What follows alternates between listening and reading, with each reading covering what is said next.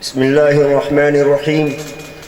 الحمد لله الحنان المنان، رب العرش والكرسي ومالك رقاب الأمم ذي الرحمة والرحمن، والصلاة والسلام على صاحب الفصاحة والبلاغة والبيان، الذي أوتي جوامع الكلم في لغة العدنان، سيدنا ومولانا محمد النبي العربي، وعلى آله وأصحابه وعترته ذوي الإحسان.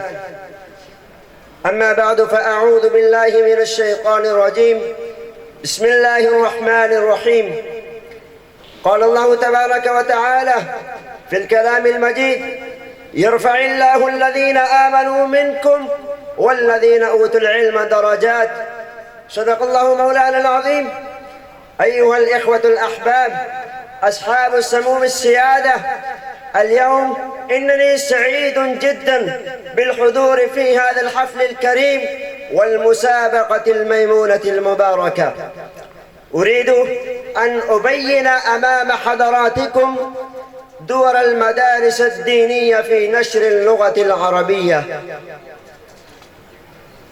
أيها الأحباب، إن اللغة العربية هي لغة الرسول صلى الله عليه وآله وسلم، ولغة القرآن، ولغة أهل الجنة، كما قال الله تبارك وتعالى: نزل به الروح الأمين على قلبك لتكون من المنذرين بلسان عربي مبين.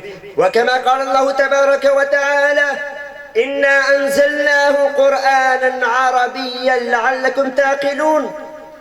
ولذا لا بد لجميع المسلمين في العرب والعجم أن اهتموا بفهم اللغة العربية فهما سليما ونطقا صحيحا، ليتمكنوا من فهم القرآن والسنة وأحكام الشرعية.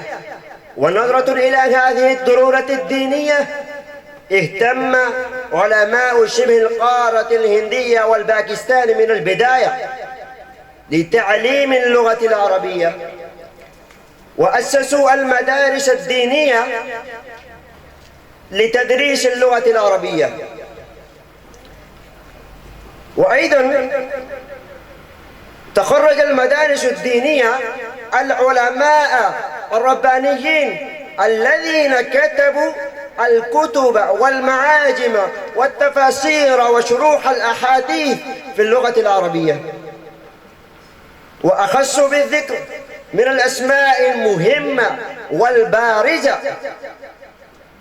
الشاه ولي الله محدث ديلوي رحمه الله تعالى، والشاه عبد الحق محدث ديلوي رحمه الله تعالى، والشيخ المتقي الهندي رحمه الله تعالى صاحب كنز العمال، والشيخ مرتزى الزبيدي رحمه الله تعالى صاحب تاج العروس، وأيضا الشيخ محمد بن يعقوب فيروزابادي الذي كتب معجما خاصا في اللغة العربية باسم القاموس المحيط.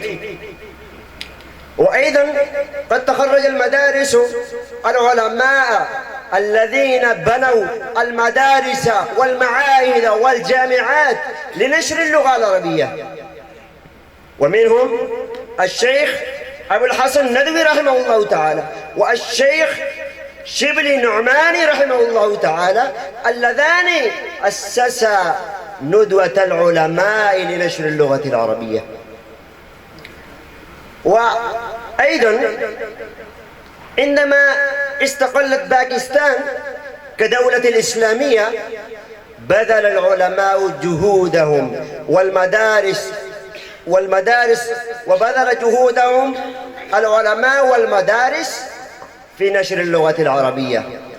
وتقدم الشيوخ في هذا المجال، أخصنا بالذكر الشيخ سيدنا قمر الدين سيالوي رحمه الله تعالى، والعلامة الشيخ أبو الحكم الشرف القادري رحمه الله تعالى، والشيخ سيدنا محمد كرم شاه الأزهري رحمه الله تعالى، الذي أسس دار العلوم محمدية غوثية لنشر معارف اللغة العربية، وقد تخرج آلاف مؤلفة من العلماء والفضلاء.